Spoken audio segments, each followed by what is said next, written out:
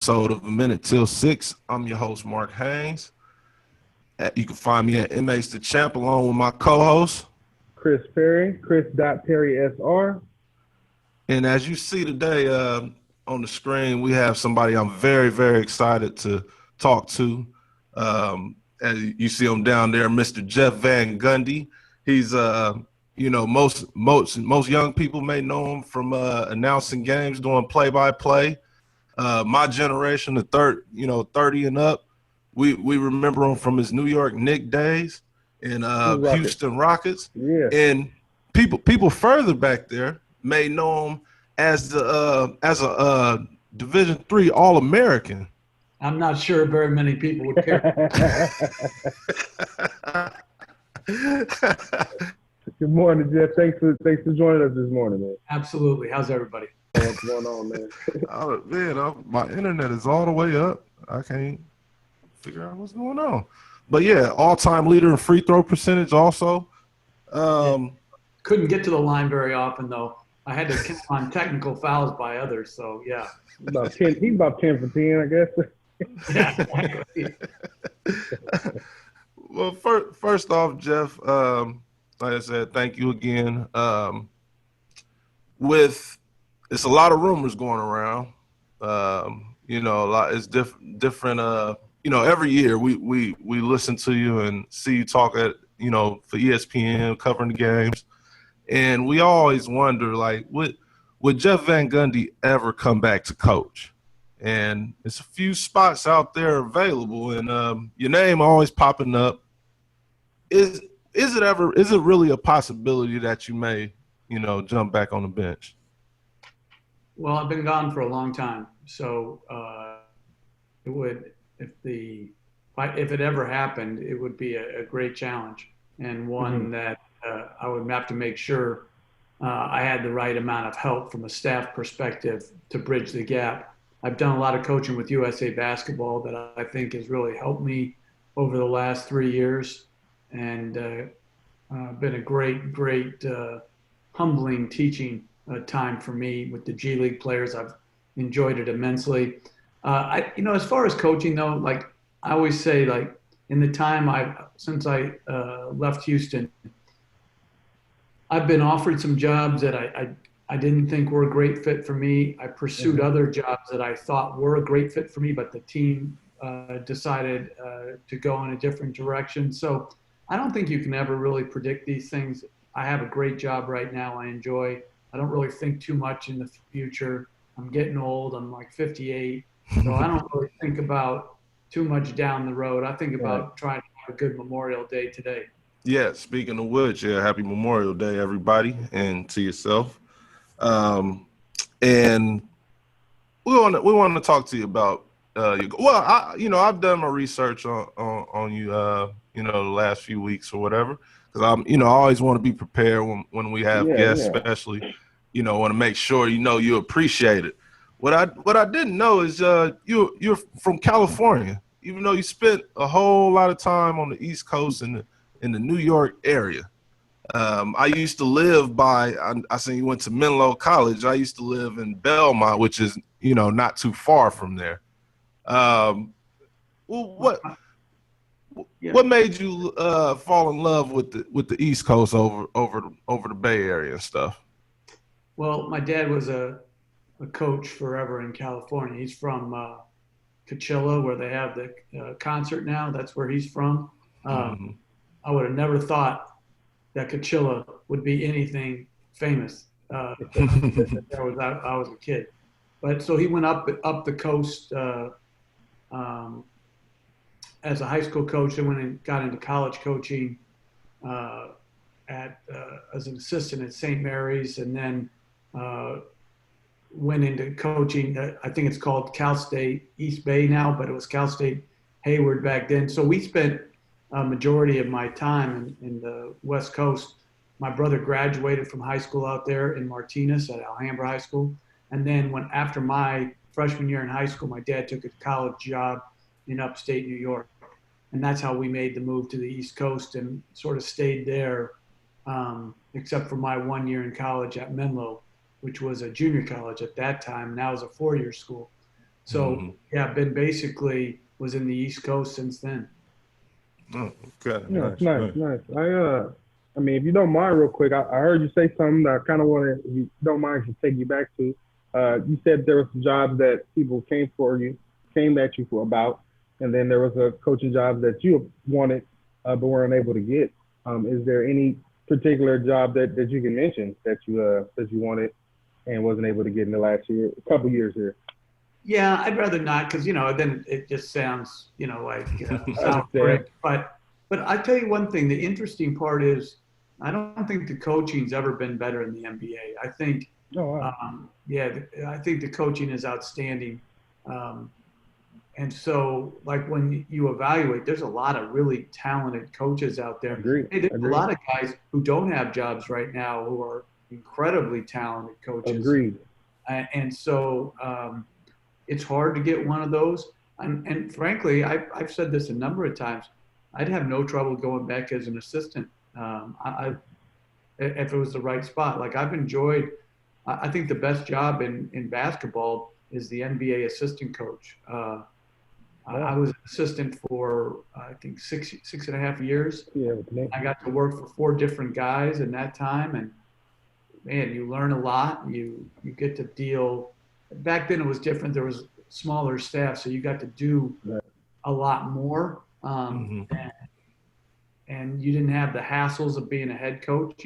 So Yeah. being an NBA assistant's a heck of a job. Yeah, and you mentioned because you was assistant coach under Don Nelson and Pat Riley as well. Yeah. Um, was what was that like? Well, like I said, you just said that that was kind of you really like that position, but what is it like coaching under two legendary coaches like Pat Riley and Don Nelson? Yeah, I came in with Stu Jackson, and then I worked for John McLeod, uh, who was a legendary coach as Yeah. well.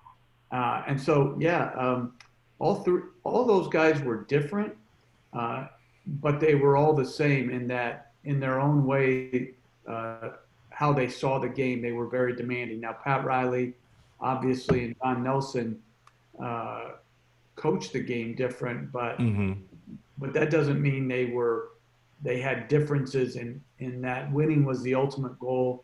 How they saw the game may have been different, but how they saw winning was very much the same. Get talented, hardworking, unselfish players. And Right. I learned a lot from Don Nelson. I was only with him part of 1 year, but his thoughts on offensive basketball were so different from Coach Riley's, right? So with Coach Riley, we were a power team at that time, in the 90s. We were playing through Ewing. And then when Coach Nelson came in, we became a little bit more perimeter oriented, a little faster paced. And so it was really a great learning experience working for both, not as much just X and O's, but just how they led their teams. Nice, nice. For me, just moving on to you now coaching the Knicks after you had your stint as an assistant coach under those great coaches. Moving on to you coaching the Knicks, what was your favorite season with the Knicks? I don't know if I had a favorite season, Chris, but I did have a remarkable set of players. Most times when you take over a team, you take over a bad team. Yeah. I took over a really good team with one Hall of Fame player and a lot of really good players. Patrick Ewing, to me, you couldn't coach a better best player when you're a young coach because he gave respect to that position far before I deserved any respect. He was loyal, he was humble, and along with him, at that point, I had Charles Oakley, Derek Harper, incredible competitor, John Starks, Anthony Mason, Hubert Davis, a lot of these guys that I had worked with for 6.5 years. Yeah. But now I was being thrust into a position of having to make decisions about playing time. and they couldn't have been better to me. I owe them so much because of their incredible, talents, one, but more so their incredible character to take care of a young coach, who made a number of mistakes, but they made up for it because they were such good players. Right. Amazing. And also with a lot of those guys that you just named in that group of, your 98, 99 New York Knicks team, which was the year, that was the lockout year. You guys went into the playoffs as the eighth seed and made history. Even though you fell short, but you became the first team in NBA history to make it to an NBA Finals as an eighth seed.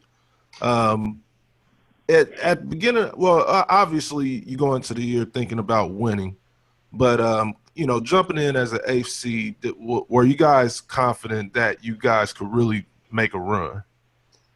Well, that was a 50-game season, and if you guys remember back then, Ewing was the head of the Players Association, so much of his time was spent trying to get a deal done, and he was not in a great condition when we ultimately started camp in late January that year. And we had traded for right before training camp for Sprewell, who was coming off his suspension. And we traded away John Starks, Chris Mills, and Terry Cummings. And then earlier around the draft, right before the lockout began, we had traded Oakley for Cammy. So we had a lot of changes going into that shortened year. And right off the bat, Ewing was hurt and Sprewell was hurt.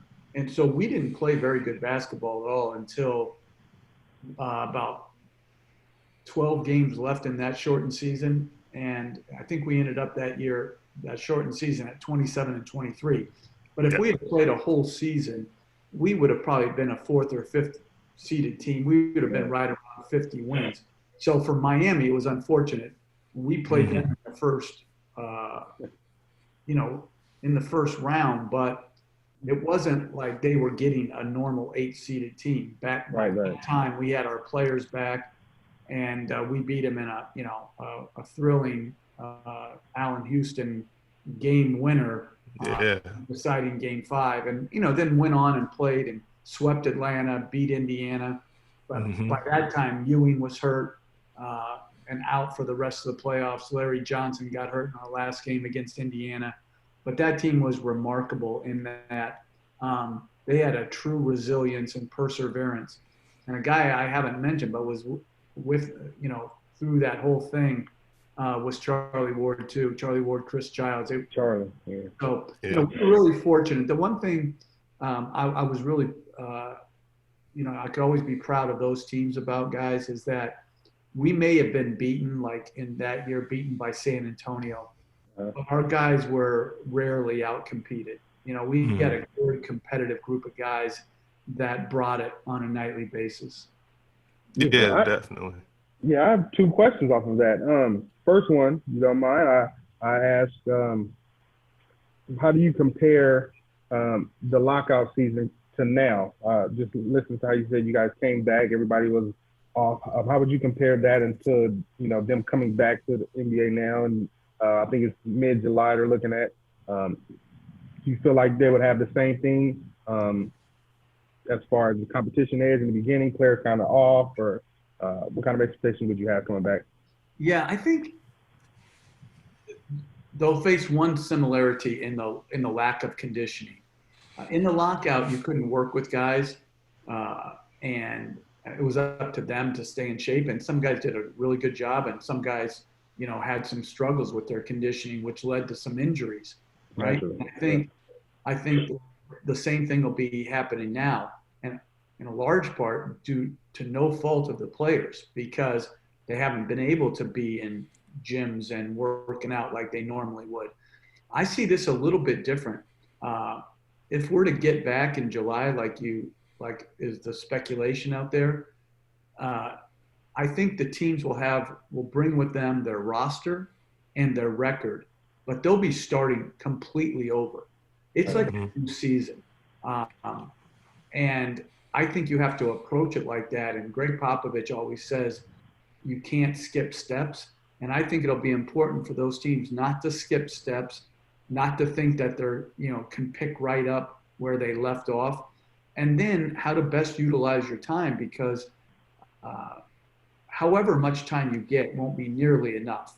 And so you're going to have to ramp up quickly and do it trying to mitigate injury, particularly for those teams who have a long playoff run in them.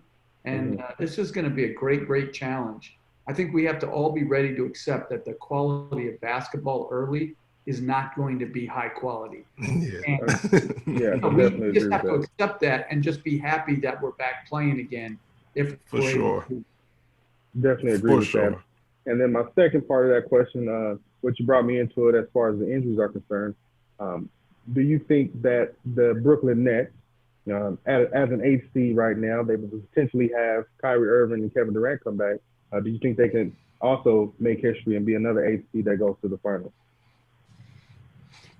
Well, I don't know where they stand on injuries, and I don't know if they plan on coming back. But listen, if you put Kyrie Irving and Kevin Durant with me, you, and Mark, we'd have okay. So, like, if they do come back and whole, they certainly have the talent to make a playoff run. Think about whoever would end up in the number 1 seed. Now, Milwaukee probably wouldn't be scared of anybody, but one thing, that team, with the team they've constructed, they can give anybody problems. They could win any series against any team. They're that talented. I mean, we've all seen Durant. Is going to Durantula mode. Yeah, I mean, one of the greatest scorers in NBA history, and Irving. I mean, a 1-2 punch like that, surrounded by a bunch of other good players, they'd be tough out. Yeah, for sure. Cause they could do about everything. They got bigs and wings. They have all the pieces you would need. It's definitely not a normal 8th seed. But I'm gonna go back to that 98-99 season. Excuse me. I'm sure you've been asked this, hundreds of times. Against when you guys played the Miami Heat and the big famous brawl. Yeah. What can you tell me you remember about how all that went down and stuff? Well, that was in '97. Oh, right? 97. Okay. Yeah, that brawl. We had a number of them. It's hard to keep track of them all, but that was the first year we played Miami. We played Miami 4 straight years in the playoffs, and every year went to a final game. And in that year, we were up 3-1. Yeah. Well, no, hold on. No, let me see. No, I'm getting my brawls mixed up. Yeah. You know what? I forget the year, but the thing is, it was in Game 4 of the playoffs in '98, I think, and we were about to win, and a shot went up, and Mourning and Johnson got tangled up, and I foolishly ran out on the court. And what's interesting is people ask me all the time, guys, like, what were you thinking? And I'm like, I understand why criminals plead temporary insanity, because I truly have no recollection of that happening. I see it after the game, and I'm looking like I'm an absolute fool. And thank gosh Charles Oakley picked me up and got me out there. I could try to look tough and not actually have to do anything. Think about if I've always been a proponent of the NBA should say, go ahead, you two fight. Think about if Mourning would have turned on me. Like, I would have run up in the stands like you couldn't have found me ever again in the Garden. I would have been pulverized. So, yeah, I mean, I have no idea. I regret that. But I'll tell you one thing. Thankfully, Oakley got me out. And Mourning, I never had spoken to him before, and never spoke to him the next year. I think I was coaching the So it was 99. I think you're. I don't know. Mhm. Shoot, I don't even remember now. But the point is, I spoke to him. I was in the next AllStar game I was coaching, and he was on the team, and he came up, and like he was so nice about it, and like, you know, I really owe him a lot. He handled it better than I think I would have. Yeah, he was in there. Them some big dudes, man. 250, Yeah. 260 pounds. It's Yeah. some big guys, man. And Yeah, they were I, Brahma Bulls too. That was back like it. Those weren't fake fights either back in yeah, those. Oh, They, no, they, at they were all. springing like, um, like when we had Xavier McDaniel for the 91-92 season, hmm I do him, Oakley, Mason. I was like, we didn't win every game, but we won every fight. I'll tell you Right, that. yeah.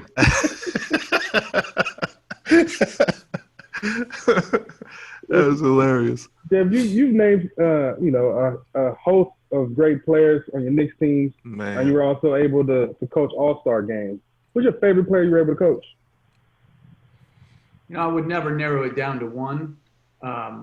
Respect. But I had like when you think about it, right? So when I came in my first year, I was an assistant. I think I was 27, and it was in the late 80s, and so it was the core of the Knicks at that time was Ewing, Oakley, Mark Jackson. Those were our three guys, right? And when you come in as a 27-year-old, never been in the NBA, only coached in college for a few years, if you got the wrong guys, they're going to make life hell for you. Right. Unfortunately for me, those three guys looked out for me, taught me a lot about the NBA, just like the coaches did. Stu Jackson, Paul Silas, Ernie Grunfeld. They all taught me great things about the NBA, but I owed so much to those three guys. So there's a lot of guys that I've coached that I owe a great debt of gratitude to, that I've enjoyed. Listen, I've only coached three guys that I thought, like I didn't really enjoy. Other than that, I really like the guys I coached. But those three, Jackson, Oakley, Ewing, the way they taught me the NBA, the way they were incredibly loyal to me, I'll never forget. and I'm definitely not gonna ask you who was those three guys. I'm not asking that, but They had coaching, they had no redeeming qualities, like that. like so. So that year you guys traded for Latrell Sprewell. He was coming from his suspension and all the drama and talk. He was at that time he was in the newspaper and TV like LeBron James or whatever. But when you guys took him in and got him, what was your mindset going into coaching a player with the background that he had? I learned really early in my coaching career to make your own judgments on players and not listen too much to what other coaches that you don't know feel about a player. So obviously Latrell, as you mentioned, the suspension for the confrontation between he and Coach Carlissimo, I mean, it got year-round coverage, and he was villainized. Yeah. And partially because he never basically apologized like most of America wanted him to apologize. And then when I went out, we got special, us in Miami, I think, during the lockout, got permission to go out and meet with him in early January. So before you made a trade for him, the league let us go out there and meet him. And I instantly, I like this dude. Now, this is a guy coming off suspension. When we ring the doorbell and he comes and answers the door for this meeting, some frauds would be dressed in a suit and tie trying to rehabilitate their image. Sprewell in there in a wife beater shirt and like red gym shorts. And like, I wasn't in a suit, but Dave Checketts and Ernie Grunfeld, and I think Ed Tapscott was there too, our assistant general manager. They were all dressed in suits, and this guy was just like, you know, uh, those guys were asking him tough questions. I really didn't have any tough questions to ask him because I knew who he was as a player, but I just so enjoyed that he was so comfortable with who he was that he wasn't going to try to, you know, convince you he was right. He was just, this is who I am. This is what I did. And this is what I'm looking for. And I really enjoyed coaching him. He came ready to play. He played unselfish. He was beloved in New York because of his style, his athleticism, and his tenacity. And the one thing, hey, listen, if you got an afternoon game in February, I'm not sure how great that game was going to go. Like a start, but you get him in the playoffs against the highest level of competition, you know you're going to get a great effort. He was a great player. Yeah, for sure. He was my brother Chris Haynes. He was his favorite player. That's all he talked about was Latrell Sprewell. And so yeah, I definitely had to ask you a question about him. And another funny story. You like, that's why I was so excited to talk to you. Like, you got thousands and thousands of stories. You get to talk all the time during the games. Hopefully you don't get in trouble by your wife. But I wanted to ask you about the time your girl Rihanna came to the game. Yeah. And we know how women could be, and I know she tried to act like she didn't know who Jeff Van Gundy was. We all know who Jeff Van Gundy is, but how that little funny moment come about? Well, she walked right in front of our table, right? And I guess she was coming in fashionably late to the game. And I think it was in the first quarter, and just so happened that LeBron James had an incredible dunk off a beautiful pass from Tristan Thompson. And Mike Green, gives this great call on it. And then the Warriors attack immediately and get fouled. Mm-hmm. And as I was looking as the play went the other way, she walked right in front of me, and I was just starstruck. And, it's like, Mark, they killed me, all the time. They said I was gushing. I'm like, yeah, have you ever seen Rihanna 5 feet from you? You'd gush too, And so anyway, it was it just caught me off guard. But man, she was striking. Yeah, see, I ain't trying to start nothing with the misses and stuff at all, but I understand. I'm so old it don't matter, but I'm just saying, she was incredible. She was just a beautiful woman. Yeah. So. Man, so Jeff, in that moment, I gotta ask: is there a favorite game you've been able to commentate on? The interesting thing, guys, is the commentating is interesting in that.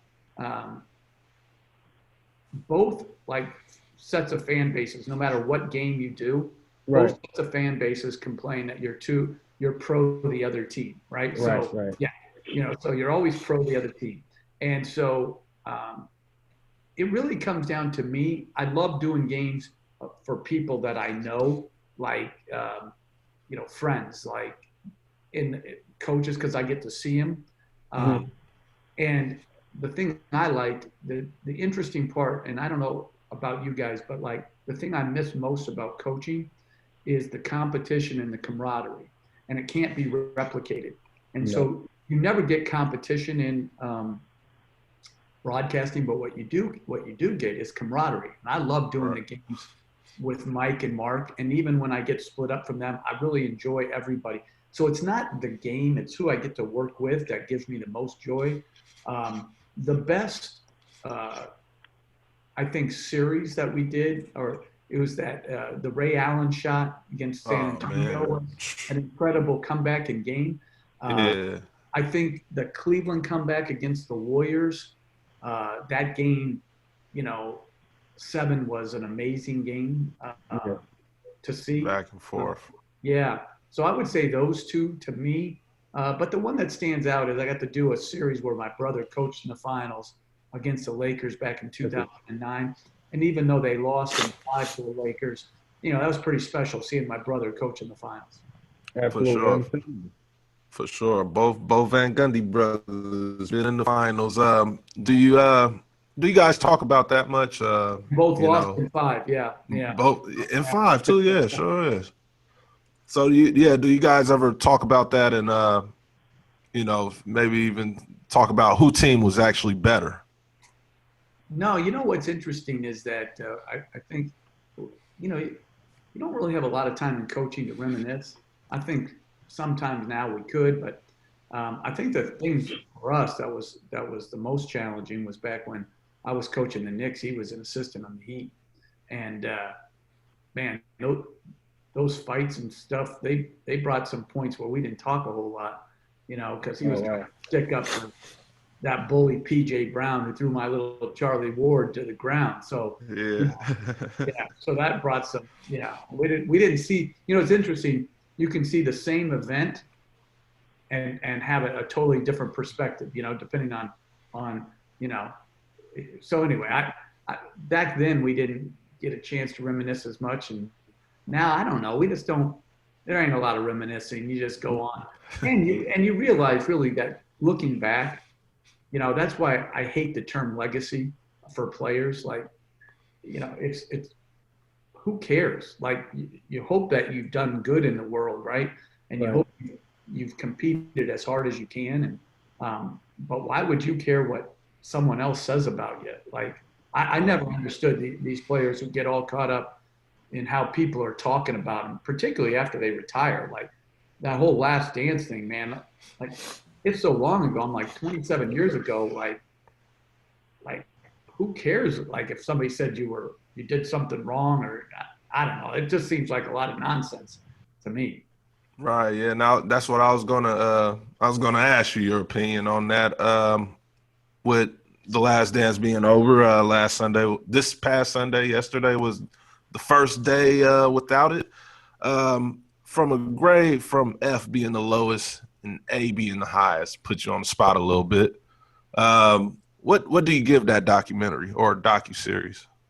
I didn't watch it all, so I can't tell you but I heard it was really good. Obviously, it was well received and well watched. I do understand. Obviously, it was from Jordan's perspective, and so some people may feel slighted. But I know this; those were incredibly back in the '90s. Having with the Knicks, like both as an assistant and a head coach. Those were heated. The Eastern Conference at that time was loaded. Yeah. And it was good and it was hard. And, they were terrific teams. Like Scottie Pippen defensively caused absolute havoc. The thing is, when you think about the Bulls at that time, everybody thinks about, first of all, Michael Jordan and his unique talents, and rightfully so. Second is the triangle offense and Phil Jackson's methods, right? His unique methods. But I think for us in New York, the hardest thing, the 3 things that hurt us in trying to beat them weren't the top 2. The hardest thing was we had a hard time scoring on them because of their length and activity. We didn't have enough off the dribble players, and they were terrific defensively. We had a hard time rebounding with them, particularly as we doubled Jordan. And the third thing was in all of our crucial playoff losses, we missed far too many free throws. So, they were terrific teams, and what they pulled off to win 6 and 8 years, is a testament to many things. And Jordan's talents deserved, to be examined. And what I'm happy for is that the younger people of today who heard about him actually got to see clips of him live action that they could really study and appreciate, because in my time in the NBA. His game was unapproachable. Yeah, yeah. Jordan is very much poetry in motion, is what I always explained it as. Just watching him play growing up, it was really like you watching something mythical or magical, just the way he moved about the court. A part of the docu-series, one of the tidbits that I picked up that I really, stayed with me was Jerry Krause was looking to trade Scottie Pippen for Tracy McGrady. You were able to coach McGrady with the Houston Rockets. What do you remember about the 13 points in, what was it, 35 seconds? 39 seconds. Something. Yeah. 39 seconds. Well, first of all, with McGrady, let's go back to Jerry Krause first. Yeah. I didn't know him at all. But from what I read of the coverage, I was disappointed that the people involved didn't give him the credit he was due. Correct. You might not have liked him, but it was his importance to that team and that organization was, vast. He put, except for Jordan, he brought every other player in there and Phil Jackson as the coach, right? And so, but McGrady was he was the most talented player I ever coached, without question. McGrady was the prototypical wing player that he was big, like 6'9" and long. Right. He was an incredible passer, one of the best passing forwards to ever play the game. A defender, like smart. And then, he led the league in scoring twice, and it wasn't even close to his greatest skill. His passing was his greatest skill. And the thing I always admired about McGrady is, if you look, very few players in the history of basketball have actually produced at a higher rate in the playoffs than they did in the regular season. McGrady's one of them. Now, there was a lot of things that got in the way of him, winning a championship. Right. But his play was extraordinary. And that 13 points in 35 seconds, it's the single greatest performance in a short spurt that I ever saw, because he was doing it against Bruce Bowen. Yeah. And Tim Duncan and these great Spur teams defensively. And it just highlighted his unique shot making, his size. I mean, the guy was an incredible basketball player. Yeah, and I actually posted on my social media that game, comparing it to the Reggie Miller. Was it 8 points or whatever? And I was on the wrong end of that one. I was on the wrong end. Yeah, you've been a part of those. But could you unbiasedly say which game did which ending did you think was more impressive? Well, I think McGrady's in and of itself was more impressive. I mean, if you went back and looked at those 13 points, point play over Duncan and Bowen. I mean, like the shots were like incredible. There was a 4-point play. Yeah, Miller's were, but I would say this about Reggie Miller's. His were in a playoff game on the road to win the game. So the McGrady by itself was like more impressive, but Miller's were like came up at this huge time in a road playoff game that, unfortunately for us, was devastating. But listen, Miller, his performance that night, like, that was incredible. It was an incredible bad execution on our part and incredible, capitalization of our mistakes by him. Mm-hmm. And I only got a couple more questions, and we go let you get out of here and enjoy the rest of your Memorial Day. But who would you say was the toughest? Well, who would you say the toughest guy you had to like plan for as far as, coaching, opponents or whatever. Yeah, it's not even close. Yeah. As I started talking, I was like, that's a bad question. No, it's a good question because it's not going to be the answer you think. Oh. It's Shaquille O'Neal. Shaquille O'Neal, there was no game plan. Shaquille O'Neal distorted everything you tried to do defensively because of his incredible strength, size. I mean, if you had to double him. So we were a single coverage team in New York and in Houston because we had great size. Against him, everybody had to double. There was not one game where he was actually played single coverage because you had to come down, because if you didn't, you could do it on the catch. We would try to do it on the dribble. But the point is, if you didn't, your whole team would be in foul trouble.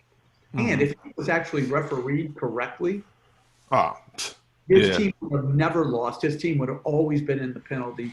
But because he's so big, so strong, people they would swing at him to try to beat up on him. And so on pick and roll defense, if you came off his body and he rolled to the rim, and you tried to pick that roll man up with a smaller guy, they would look at you like, if that was your plan, they'd be like, yeah, sure. Why don't you try to do that, Jeff?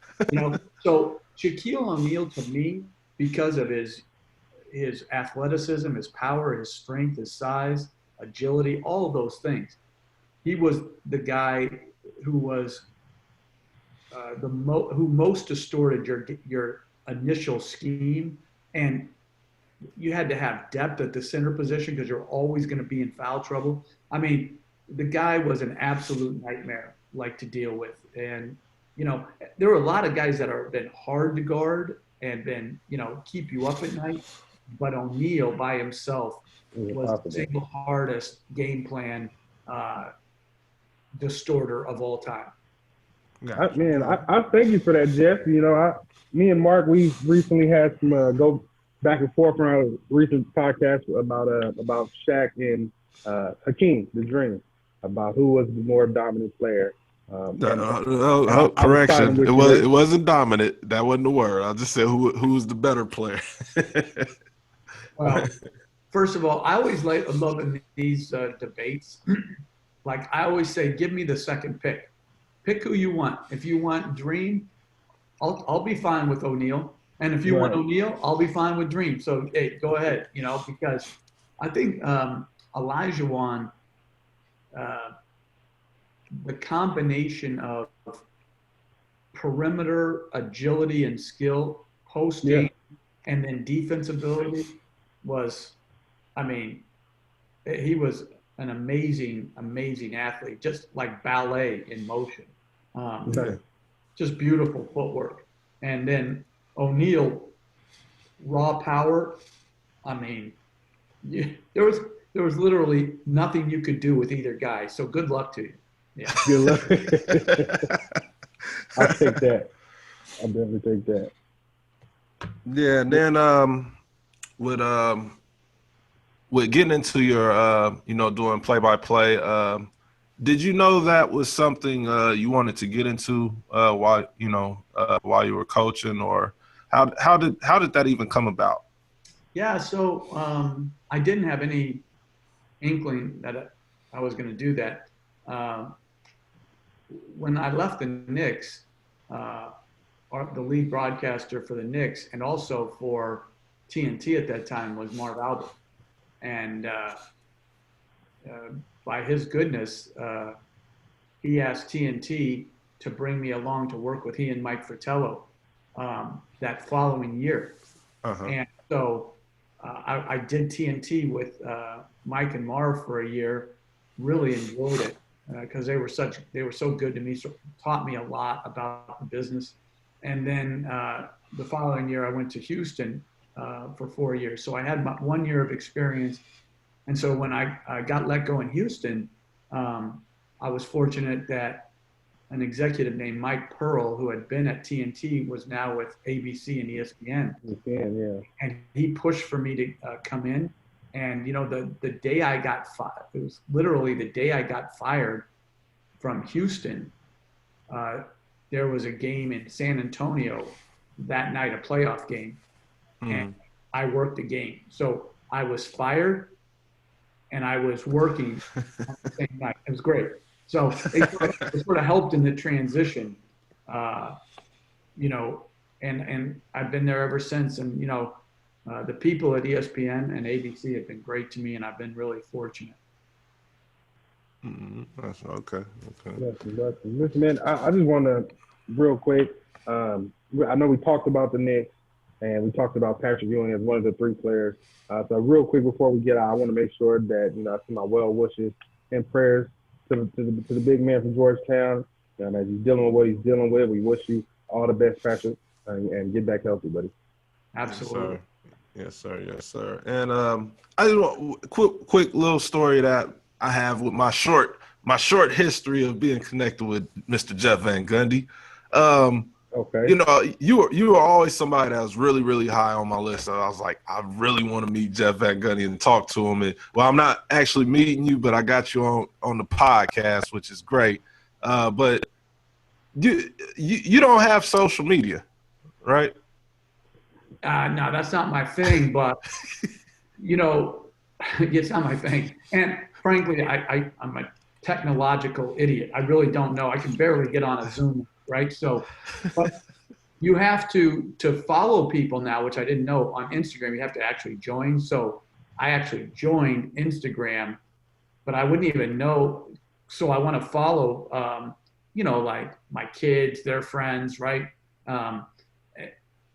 But I wouldn't have one idea how to post a picture on there. And my other thing is like, why would anyone care what I eat? Like, I'm like Damian Lillard is my new guy. Like I've always loved him, but last year he did a mockery of filming his workouts. Like I've always thought, like, why are athletes taking video of their workouts? What do I expect them to be doing? Like, of course I expect you to be working out. You're a pro athlete, right? But I loved how he mocked that whole thing. And so, listen, social media is it's interesting. It's changed a lot about pro sports and particularly the NBA. And you know, the thing I always say is, like, you have all these critics out there who get on these guys. Back when I was coaching all the way up to 2007 and 8 and all that, they didn't have to deal with that. They had to deal with the local paper, you know, TV people, but not like fans. And so I understand that they want to connect with their fans. Mm-hmm. They should all turn off their comments, you know, like and not try to get, because I think, you know, reading all that negativity all the time, it can definitely affect you.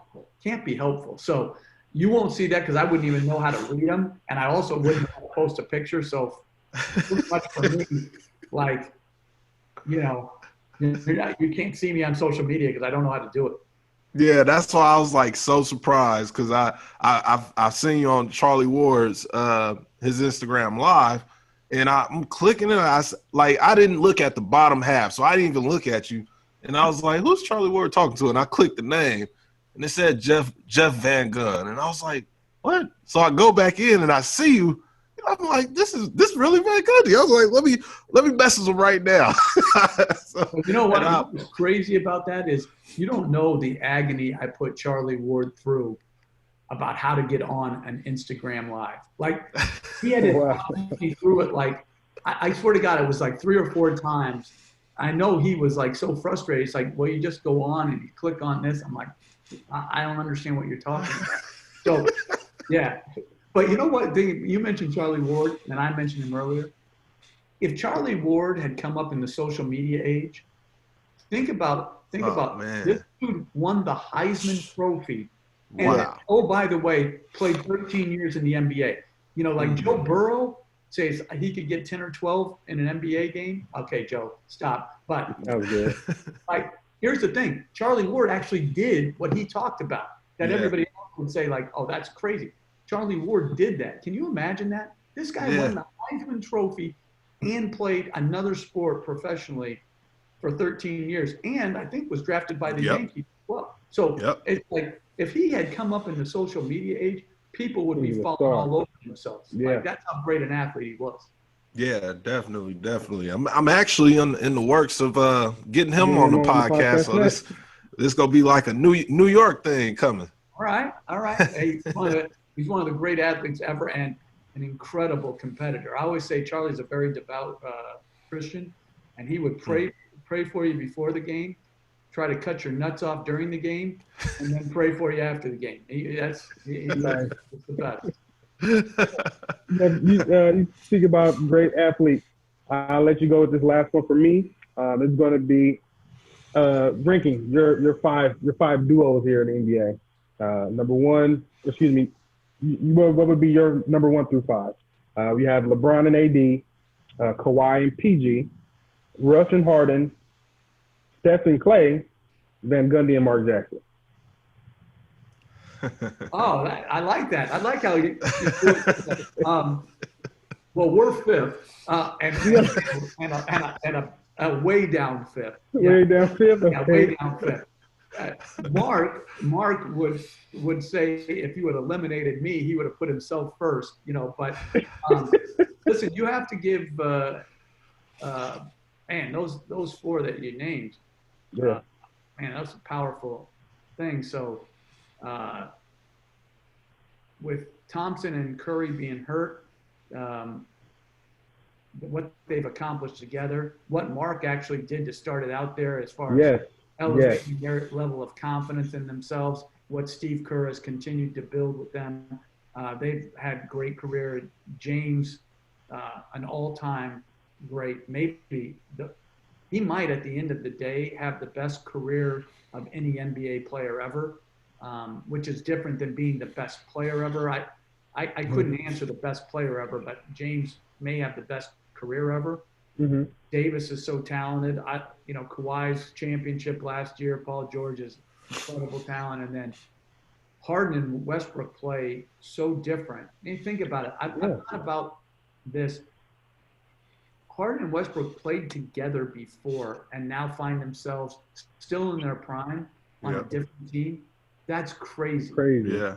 It just doesn't happen. So, again, in those comparisons, I don't know who would be first, but I do know who would be last, and that's Mark and I. Good answer. Yeah, I think you're being modest, man. I'm putting y'all at the top, man. Yeah. And it ain't just because you're on the pod, but I'm putting y'all on the top. It probably is because I'm on the pod. And it's okay, too. Sucking up, everybody loves to be sucked up, too. Yeah. All right, Jeff. Well, normally we're going to let you get out here. Normally we would tell you to shout out your Instagram and Twitter handle and stuff, but we go bypass that part. But, man, I just want to say I probably said about 3 or 4 times already today. Thank you very, very much, man. It was an absolute pleasure. And nice meeting you guys. Thanks for having me on. Likewise. Yes, sir, man. And enjoy the rest of your Memorial Day weekend. And to those of you watching, this is A Minute Till 6. I'm your host, Mark Haynes, MH the Champ, and my co-host, Chris Perry, Chris.Perry SR. And we're leaving out with the All-American Jeff Van Gundy. Take care, guys. Peace. All right.